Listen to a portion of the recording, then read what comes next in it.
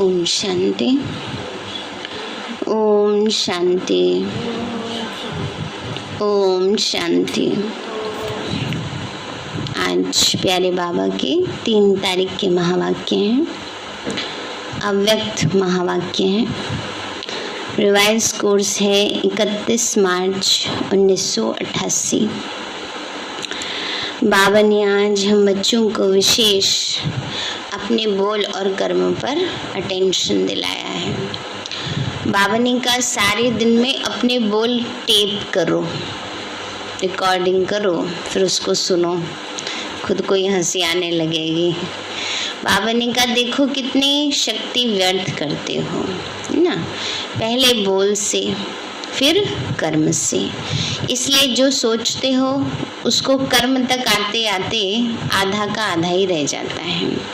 मन में तो बहुत संकल्प चलते हैं, ये करेंगे ये करेंगे ये करेंगे, परंतु प्रैक्टिकल कर्म में आते आते वो आधा रह जाता है, क्योंकि बोल से और कर्म तक आते आते वो शक्ति क्षीण हो जाती है।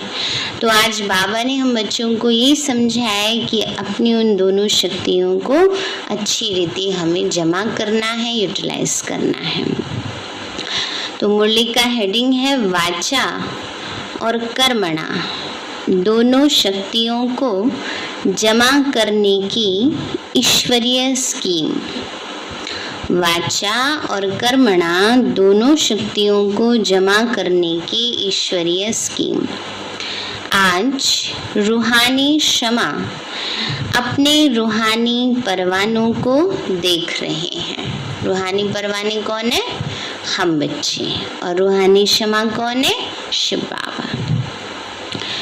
चारों ओर के परवाने क्षमा के ऊपर फिदा अर्थात कुर्बान हो गए हैं।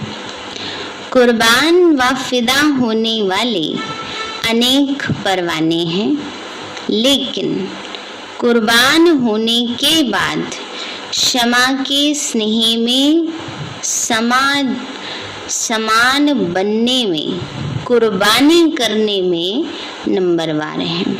बाबा ने कहा कुर्बान होने में फिदा होने वाले परमाणु तो बहुत हैं, लेकिन क्षमा शिव बाबा के समान बनने वाले उसमें कुर्बानी करने में नंबरवार हैं। वास्तव में कुर्बान होते ही हैं दिल के स्नेह के कारण। कोई किसी पर कुर्बान कब होते हैं? इससे दिल का स्नेह होता है, उसी पर तो कुर्बान होते हैं ना।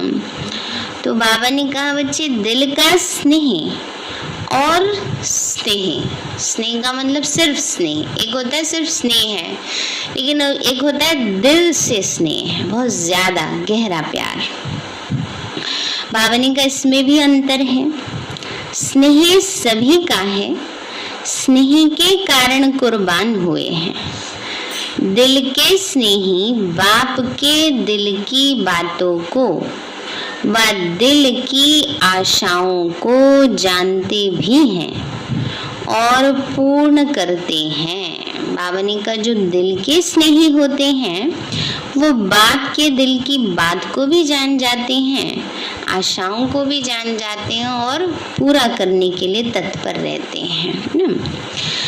बाबा ने कहा बच्चे दिल के स्नेही दिल की आशाएं पूर्ण करने वाले हैं। जिससे प्यार होता है समझ जाते हैं ना देख करके कि इनके मन में क्या है। तो ऐसे ही बाबा कहते हैं जिनको सच्चे दिल से बाबा से स्नेह है वो बाबा की आशाओं को पूर्ण करने वाले होते हैं। दिल के स्नेही अर्थात जो बाप के दिल ने कहा वह बच्चों के दिल में समाया, और जो दिल में समाया वह कर्म में स्वतः ही होगा। स्नेही आत्माओं के कुछ दिल में समाता, कुछ दिमाग में समाता है ना। बाबा ने कहा जो दिल के स्नेही है उनके दिल में समाया तो वो कर्म में आ जाता है। जिसके दिल में जो बात बैठ गई वो प्रैक्टिकल कर्म में आना सहज होता है। लेकिन एक तरफ दिल होता है और एक तरफ दिमाग भी चला देते हैं। बाबा ने कहा तो है, पर ये बात ऐसे नहीं ऐसे होती है ना। हम घर में बैठ के सुन तो लेते हैं मुरली। जिसको दिल का प्यार होता है वो भाग भाग के आते हैं। तो इसलिए बाबा कहते हैं बच्चे तो कुछ दिल में समाया है और कुछ दिमाग में समाया है। जो दिल में समाता वह कर्म में लाते, जो दिमाग में समाता उसमें सोच चलता है कि कर सकेंगे व नहीं।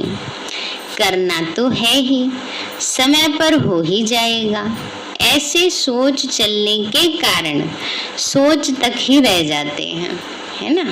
दिमाग में आ गया ना कौन से सारे संपूर्ण बनने, सबको थोड़ी बाबा राज सिंहासन पर बिठा देंगे, पीछे आने वाले भी तो चाहिए ना। तो हमारा पुरुषार्थ वैसे ही बना देते हैं ना। तो इसलिए बाबा कहते हैं वो चिंतन चलाने लगते हैं, दिमाग में चलने लगता है। करना तो है, समय पे हो जाएगा। ऐसे सोच चलने के कारण सोच तक ही रह जाते हैं, कर्म तक नहीं होता। आज बाप दादा देख रहे थे कि कुर्बान जाने वाले तो सभी हैं। अगर कुर्बान नहीं जाते तो ब्राह्मण नहीं कहलाते। लेकिन बाप के स्नेह के पीछे जो बाप ने कहा वह करने के लिए कुर्बानी करनी पड़ती है। जो बाबा ने कहा, बाबा कहते हैं उसको करने के लिए क्या करना पड़ेगा, कुर्बान तो करना पड़ेगा ना। सबसे पहले क्या कुर्बान करना पड़ता है, देह अभिमान। सबसे पहले देह अभिमान को कुर्बान करना पड़ता है। अपनापन, चाहे अपनेपन में अभिमान हो व कमजोरी हो। कमजोरियों से भी तो अपनापन होता है ना, लगाव होता है। क्या करूं, ये मेरी कमी है ना, छूटती नहीं है, तो उसमें भी अपनापन आ गया। तो इसलिए बाबा कहते विशेषता का या किसी भी बात का अभिमान है या कमजोरी है, दोनों को क्या करना पड़ेगा, त्याग करना पड़ता है कुर्बान होने के लिए। दोनों का त्याग करना पड़ता है, इसको कहते हैं कुर्बानी। कुर्बान होने वाले बहुत हैं, लेकिन कुर्बानी करने के लिए हिम्मत वाले नंबरवार हैं। कुर्बान होने वाले बहुत हैं। कितनी अच्छी बात गहराई की बाबा ने समझाई कि दिल यूं कहने वाले बहुत होते हैं, हाँ बाबा हम तो आपके, बस आप पर ही बलिहार। लेकिन प्रैक्टिकल में जब देह अभिमान तोड़ना पड़ता है, छोड़ना पड़ता है, वो हिम्मत करने में नंबरवार हैं। आज बाप दादा सिर्फ 1 मास के रिजल्ट देख रहे थे। इसी सीजन में विशेष बाप दादा ने बाप समान बनने का भिन्न भिन्न रूप से कितनी बार इशारा दिया है। और बाप दादा की विशेष यही दिल की श्रेष्ठ आशा है। इतना खजाना मिला, वरदान मिले, वरदान के लिए भाग भाग कर आए। बाप को भी खुशी है, बच्चे स्नेह से मिलने आते हैं, वरदान ले खुश होते हैं। लेकिन बाप के दिल की आशा पूर्ण करने वाले कौन हैं? बाबा कहते हैं बच्चे, बाबा के दिल की आशा पूर्ण करने वाले कौन हैं?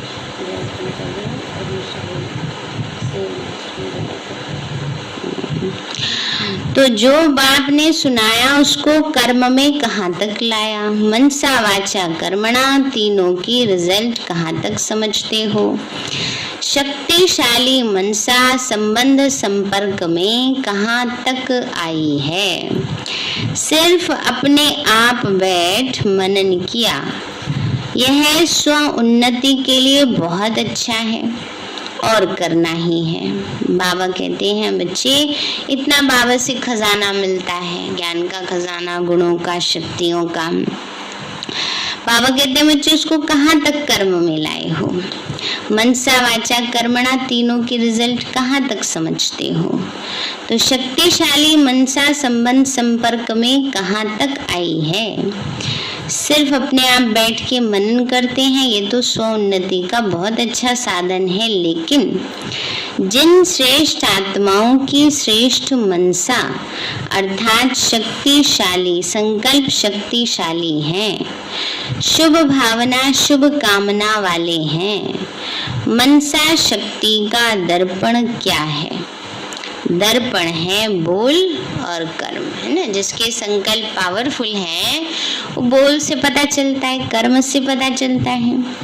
चाहे अज्ञानी आत्माएं चाहे ज्ञानी आत्माएं, दोनों के संबंध संपर्क में बोल और कर्म दर्पण हैं। अगर बोल और कर्म शुभ भावना शुभ कामना वाले नहीं तो मनसा शक्ति का प्रत्यक्ष स्वरूप कैसे समझ में आएगा ना। कई कहते मनसा बहुत अच्छी है हमारी, बाबा कहते हैं लेकिन बोल कैसे, कर्म कैसे हैं, तो उसका प्रैक्टिकल स्वरूप उससे दिखाई देगा ना। जिनके मनसा शक्तिशाली व शुभ है उनकी वाचा और कर्मणा स्वतः ही शक्तिशाली शुद्ध होगी, शुभ भावना वाली होगी। मनसा शक्तिशाली अर्थात याद की शक्ति भी श्रेष्ठ होगी, शक्तिशाली होगी, सहज योगी होंगे। बाबा ने कहा मन शक्तिशाली है, इसका प्रैक्टिकल प्रमाण है बोल और कर्म अच्छे होंगे, शुभ भावना वाले होंगे। और मन शक्तिशाली बनेगा कैसे? जब हमारा योग अच्छा होगा, है ना, याद सहज होगी, शक्तिशाली होगी। सिर्फ सहज योगी भी नहीं लेकिन सहज कर्म योगी होंगे। बाप दादा ने देखा याद को शक्तिशाली बनाने में मेजॉरिटी बच्चों का अटेंशन है। याद को सहज और निरंतर बनाने के लिए उमंग उत्साह है। आगे बढ़ भी रहे हैं और बढ़ते भी रहेंगे क्योंकि बाप से स्नेह अच्छा है, इसलिए याद का अटेंशन अच्छा है। और याद का आधार ही है स्नेह। प्यार है तभी तो याद है ना, बाबा से प्यार है सबका, तो योग अच्छा है। बाप से रूह रिहान करने में भी सब अच्छे हैं। कभी कभी थोड़ी आंख भी दिखाते हैं, बाबा को भी आंख दिखा देते हैं बच्चे हैं ना, बाबा से बात करते रहते हैं। वो भी तब जब आपस में थोड़ा बिगड़ते हैं, फिर बाप को उलहना देते हैं कि आप क्यों नहीं ठीक करते हो अगर किसी से खटपट हो जाती है, कहते हैं इस आत्मा को बाबा क्यों नहीं ठीक करते हो, आप क्यों परेशान हमें करते रहते हो। ऐसे बाबा को भी आंख दिखा देते हैं। फिर भी वह स्नेह भरी मोहब्बत की आंख है। लेकिन जब संगठन में आते, कर्म में आते, कारोबार में आते, परिवार में आते, तो संगठन में बोल अर्थात वाचा शक्ति, इसमें व्यर्थ ज्यादा दिखाई देता है। बाबा कहते हैं, बच्चे कहते हैं मनसा हमारी शक्तिशाली है। बाबा कहते हैं चलो मन में तो प्यार है बाबा के लिए, तो प्यार से खूब बात करते हो, लेकिन जब प्रैक्टिकल वाचा में आते हो ना संगठन में, तो बहुत ज्यादा व्यर्थ बोल देते हो। वाणी की शक्ति व्यर्थ जाने के कारण वाणी में जो बाप को प्रत्यक्ष करने का जौहर व शक्ति अनुभव करानी चाहिए वह कम होता है। बातें अच्छी लगती हैं वो दूसरी बात है, बाप की बातें रिपीट करते हो वो भी जरूर अच्छी होंगी, लेकिन वाचा शक्ति व्यर्थ जाने के कारण शक्ति जमा नहीं होती। ज्यादा बोलते रहते हैं, एनर्जी वेस्ट हो रही है ना। कईयों की आदत होती है एक बात कोई बार बार रिपीट करते रहेंगे, बहुत व्यर्थ वाचा में आएंगे। तो इसलिए बाबा कहते हैं लेकिन वाचा की शक्ति व्यर्थ जाने के कारण शक्ति जमा नहीं होती, इसलिए बाप को प्रत्यक्ष करने की आवाज बुलंद होने में अभी देरी हो रही है। साधारण बोल ज्यादा है, अलौकिक बोल हों, फरिश्तों के बोल हों। अभी इस वर्ष इस पर अंडरलाइन करना है। जैसे ब्रह्मा बाप को देखा, फरिश्तों के बोल थे कम बोल और मधुर बोल। जिस बोल का फल निकले वो है यथार्थ बोल, और जिस बोल का कोई फल नहीं वो है व्यर्थ। चाहे कारोबार का फल हो, कारोबार के लिए भी बोलना पड़ता है, वह भी लंबा नहीं करो, अभी शक्ति को जमा करना है। जैसे याद से मनसा शक्ति जमा करते हो, साइलेंस में बैठते हो तो संकल्प शक्ति जमा करते हो, ऐसे वाणी की शक्ति भी जमा करो। हंसी की बात सुनाते हैं। बाप दादा के वतन में सबके जमा की भंडारियां हैं। आपके सेवा केंद्र में भी भंडारियां हैं ना, तो बाप के वतन में भी बच्चों की भंडारी है। हर एक सारे दिन में मनसा वाचा कर्मणा तीनों शक्तियां बचत कर जमा करते हैं, वो है भंडारी। बाबा कहते हैं, बाबा के पास जो भंडारी है उसमें बाबा क्या देखते हैं कि बच्चे कितनी अपनी शक्तियां जमा कर रहे हैं। मनसा शक्ति कितनी जमा की है, वाचा शक्ति कर्मणा शक्ति कितनी जमा की है, इसका सारा पोता मेल है। आप भी खर्चे और बचत का पोता मेल भेजते हो ना, तो बाप दादा ने यह जमा की भंडारियां देखी तो क्या निकला होगा, जमा खाता कितना निकला होगा। हर एक की रिजल्ट तो अपनी अपनी है। भंडारियां भरी हुई तो बहुत हैं, लेकिन चिल्लर ज्यादा थी। बाबा कहते हैं, बाबा ने जमा की भंडारी देखी, जमा का खाता कितना निकला।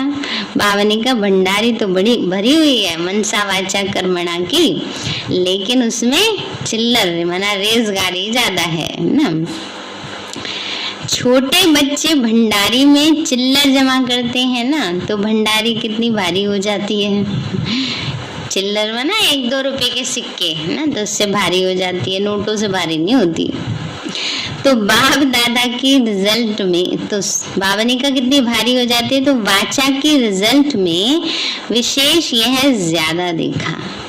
जैसे याद के ऊपर अटेंशन है, वैसे वाचा के ऊपर इतना अटेंशन नहीं है। तो इस वर्ष वाचा और कर्मणा इन दोनों शक्तियों को जमा करने की स्कीम बनाओ। जैसे गवर्नमेंट भी भिन्न भिन्न विधि से बचत की स्कीम बनाती है, ऐसे इसमें मूल मनसा है, यह तो सब जानते हैं।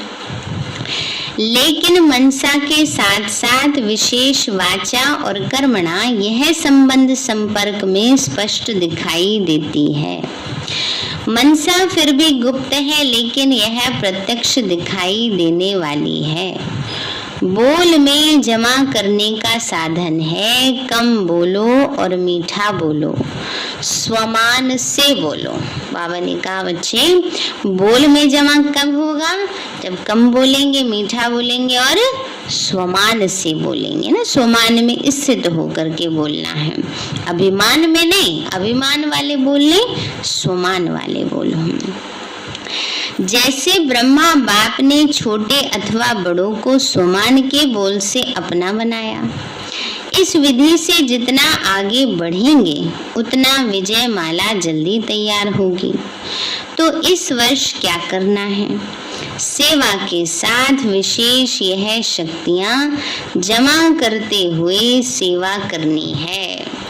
सेवा के प्लान्स तो सभी ने अच्छे से अच्छे बनाए हैं, और अभी तक जो प्लान प्रमाण सेवा कर रहे हैं, चाहे चारों ओर, चाहे भारत में चाहे विदेश में, अच्छे कर भी रहे हैं और करने वाले भी हैं।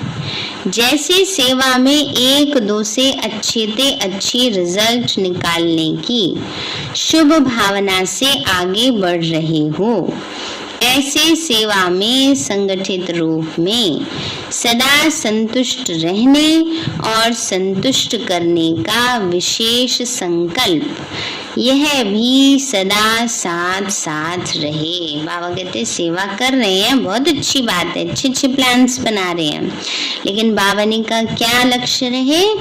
संतुष्ट खुद भी रहना है और दूसरों को भी करना है। तो बाबा ने कहा बच्चे यह भी साथ साथ सदा साथ साथ रहे, क्योंकि एक ही समय 3 प्रकार की सेवा साथ साथ होती है। एक है अपनी संतुष्टता, ये है स्वयं की सेवा। दूसरे संगठन में संतुष्टता, ये है परिवार की सेवा। और तीसरी भाषा द्वारा व किसी भी विधि द्वारा विश्व के आत्माओं की सेवा। एक ही समय पर 3 सेवा होती हैं। कोई तो प्रोग्राम बनाते हो तो उसमें तीनों सेवा समाई हुई है। जैसे विश्व के सेवा की रिजल्ट व विधि अटेंशन में रखते हो, ऐसे दोनों सेवाएं स्व और संगठन की तीनों ही निर्विघ्न हो, तब कहेंगे सेवा की नंबर 1 सफलता। तीनों सफलता एक साथ होनी है, तीनों सफलता साथ होना ही नंबर लेना है। बाबा ने कहा तीनों प्रकार की सफलता हो, ना स्वयं की भी हो, संगठन की भी हो, सेवा की भी हो, तो बाबा ने कहा तीनों ही निर्विघ्न हो। इस वर्ष तीनों सेवाओं में सफलता साथ साथ हो, तब नगाड़ा बजे।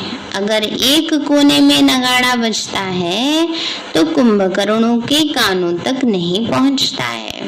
बाबा ने कहा एक कोने में बजता है, मैंने एक उसमें हो गया प्रोग्राम, हो गया कुछ ना, नगाड़ा बजना माना कुछ ना कुछ प्रोग्राम होना ना। तो बाबा कहते हैं बच्चे एक साइड होता है तो सब तक नहीं पहुंचता है।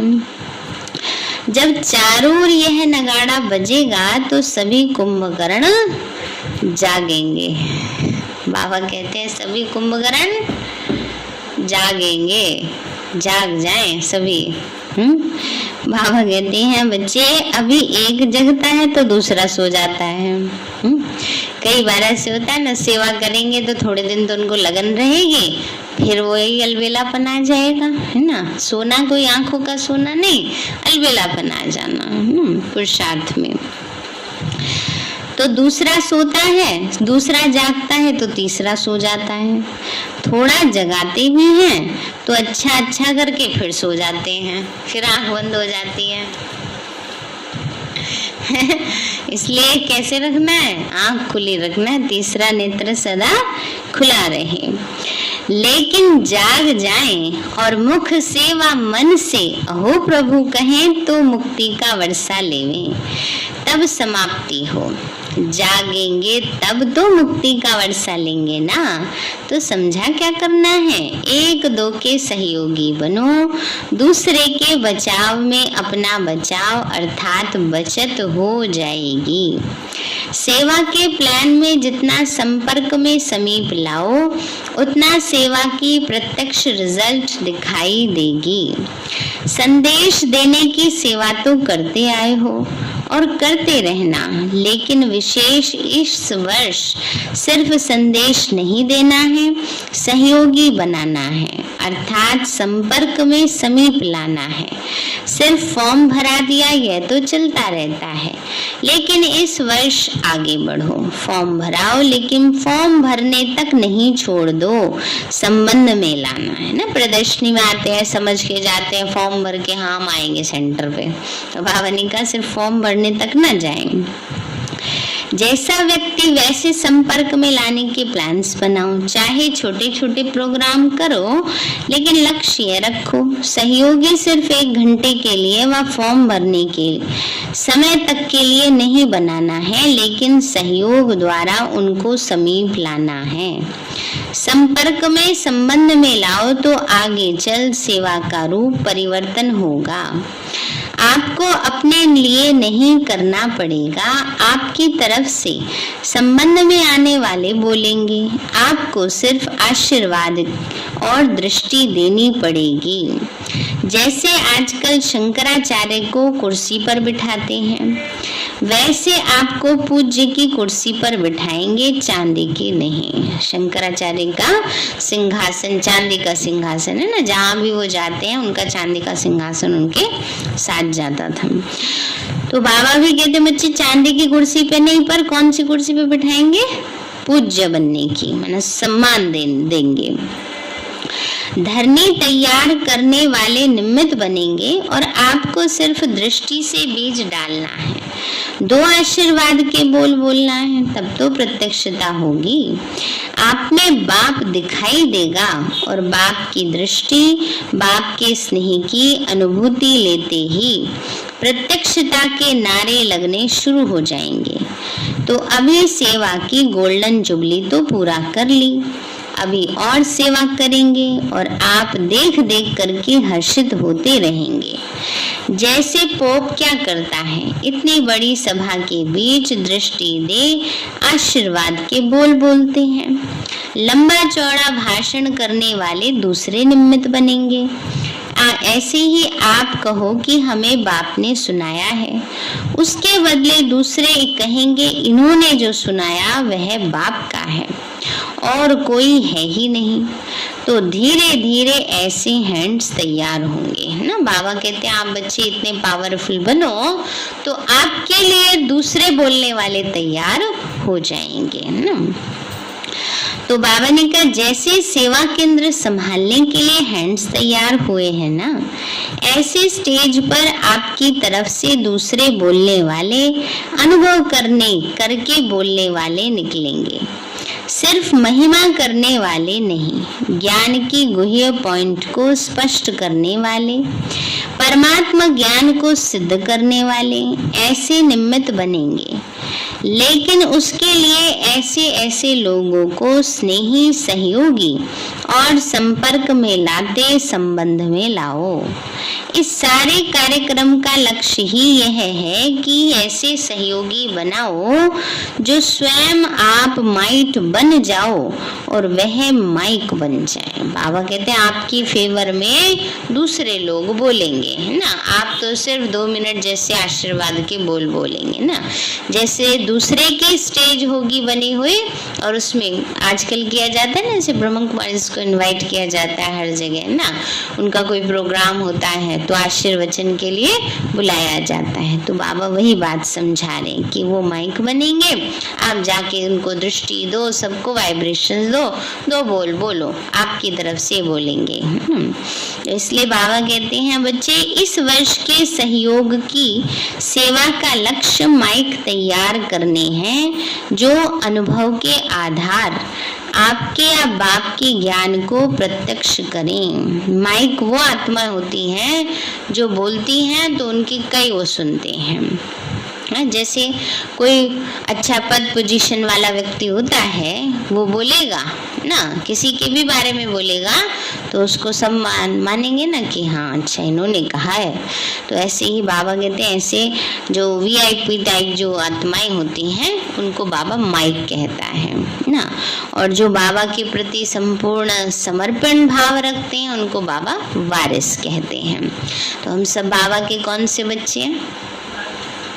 वारिस हैं।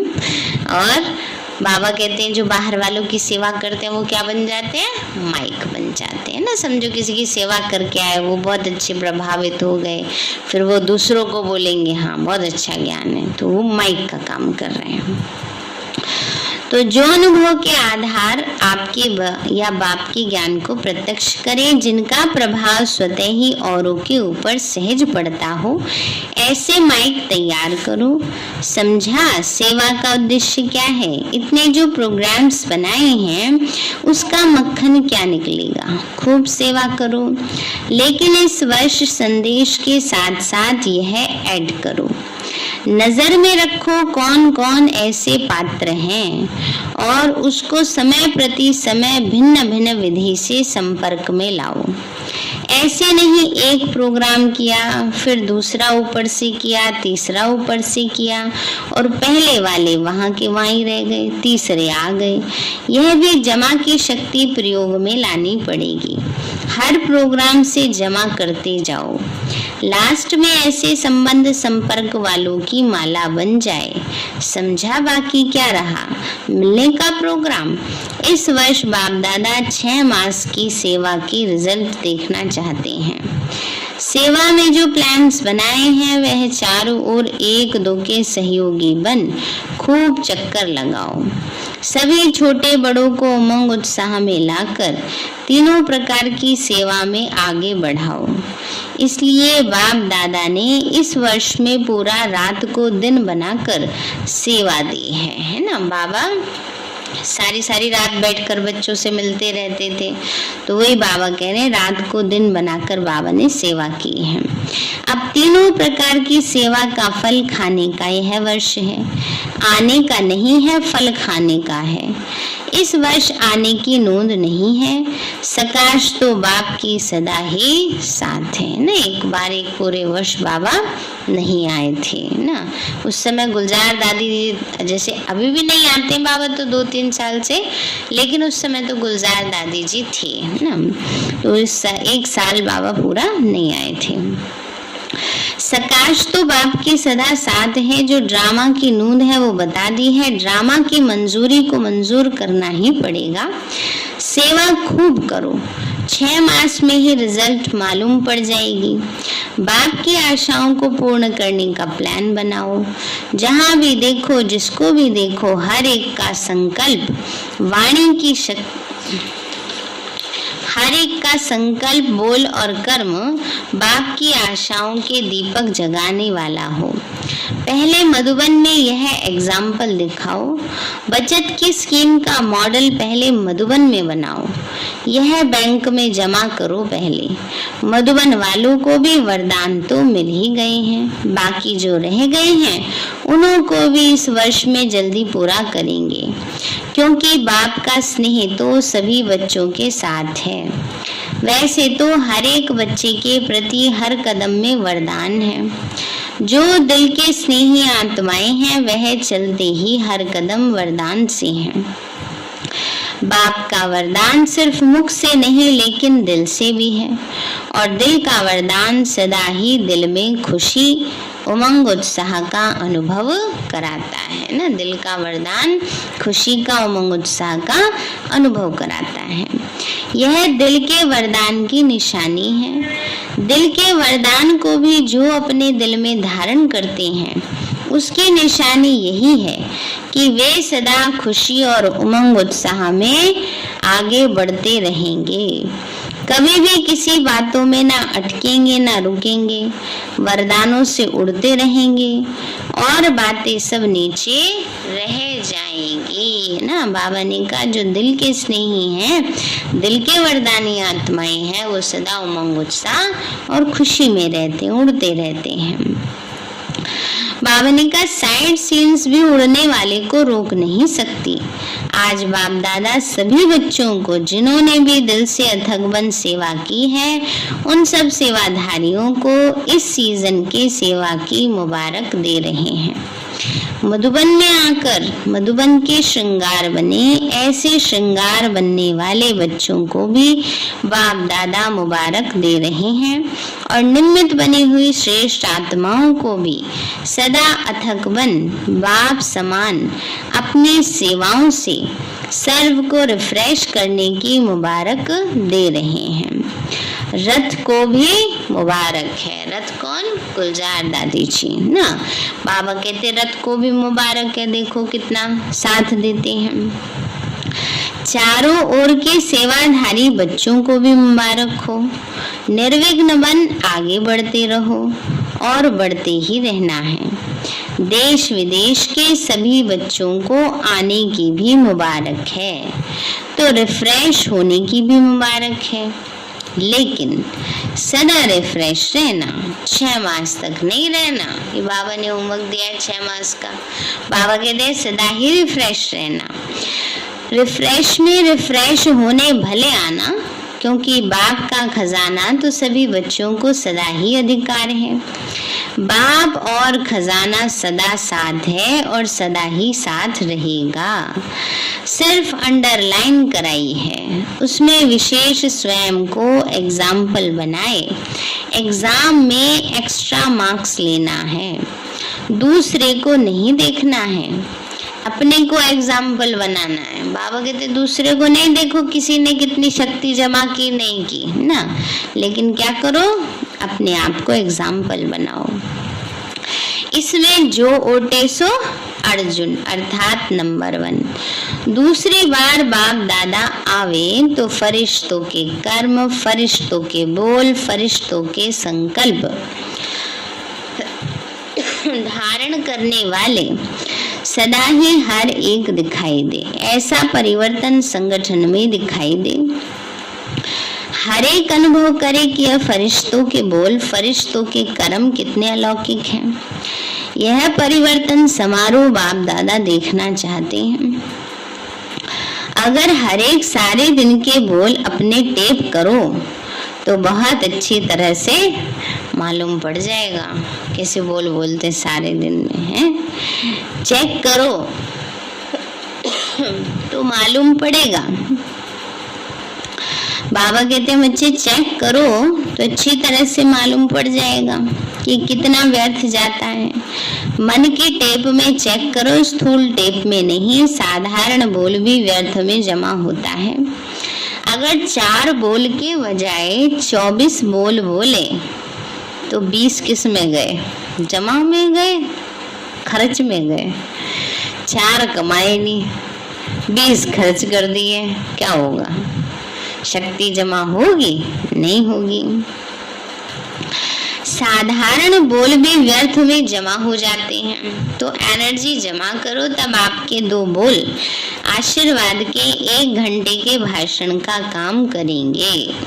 अच्छा, चारों ओर के सर्व कुर्बान जाने वाले रूहानी परवानों को सर्व बाप समान बनने के दृढ़ संकल्प से आगे बढ़ने वाली विशेष आत्माओं को सदा उड़ती कला द्वारा किसी भी प्रकार की साइड सीन को पार करने वाले डबल लाइट बच्चों को रूहानी क्षमा बाप दादा का याद प्यार और नमस्ते। अच्छा, मीठे मीठे सिक्के लदे बच्चों प्रति माता पिता का याद प्यार और गुड मॉर्निंग। रूहानी बाप की रूहानी बच्चों को नमस्ते।